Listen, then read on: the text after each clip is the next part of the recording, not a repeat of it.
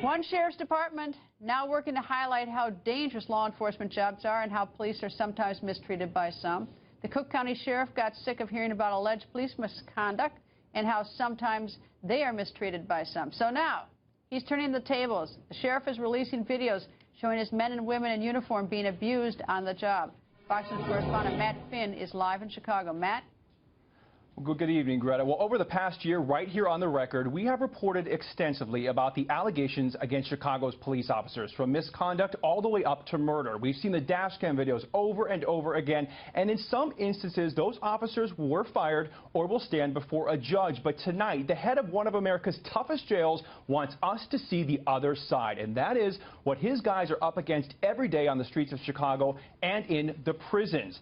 In one of these videos, a female officer is punched in the face after opening a cell door. In another video, a prisoner in the bottom right-hand corner appears to take advantage of the uproar in the jailhouse.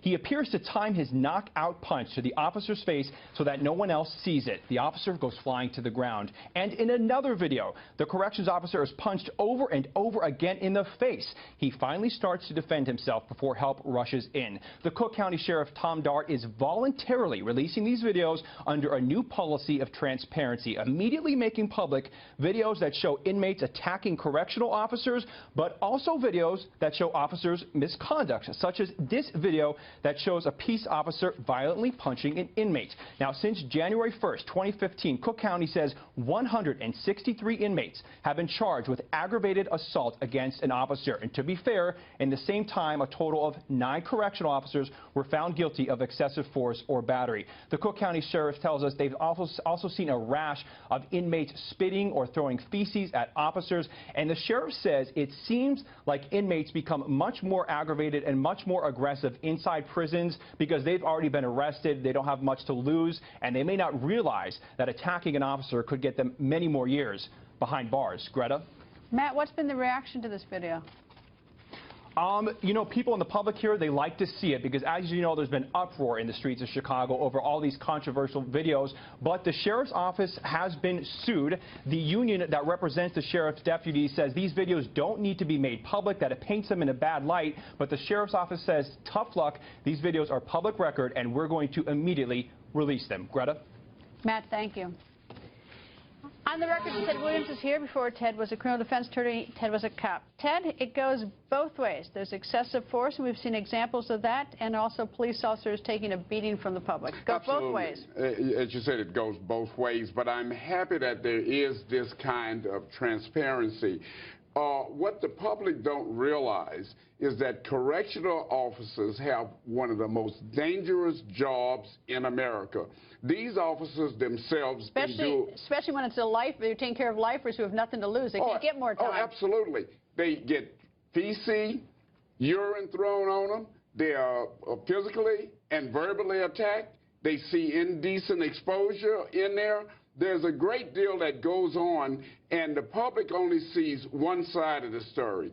What the sheriff has done here is that he's given the public another side of the story, but he's also given transparency, and I think that's good for the public. Well, and we're seeing this is inside a correctional facility, but even on the street. I mean, you've got situations, and as I said, it goes both ways. There are a lot of police officers who are you know, people, if they're not mistreated, they're incredibly rude to police. I mean, there's some that are just nasty. Well, there's a question as to the respect that law enforcement officers are given these days, and if you look at it and don't paint it with a broad brush, you'll find that law enforcement officers really are under siege, and there is a lack of respect in the community. I think in part we in the media have a little role to play in this, because when some police officer has gone rogue and done something really awful, is that, you know, we put it up there, it's news, but then it sort of gets highlighted so much that people tend to think that's what all police officers like, when it is so vastly different. You know, that happens to be one person who's gone rogue, when there's so many that are rescuing kids and burning buildings and, you know, and responding to car accidents and train wrecks and you know, putting their lives on the line. All we have to do is look at what happened in the Terrorist Act just recently here, where a law enforcement officer shot one of the terrorists, got close to him, had to run away. Law enforcement officers have to go toward the danger. They don't go away from the danger. I don't think they get the respect that they do as a whole. And one bad apple does not make that complete barrel. Yeah, there's some responded to that scene of that Orlando. They were pulled out of bed. They've been working long, had been sleeping or working double shifts, and they responded to the scene, put their lives on the line. They put their lives on the line, and they put their lives on the line every day, and we've seen it around the country, and there should be a deep and abiding respect for law enforcement officers. Yeah, so, just even sort of simple manner, saying something nice to a cop is appreciated as well. Absolutely. Anyway, Ted, thank you.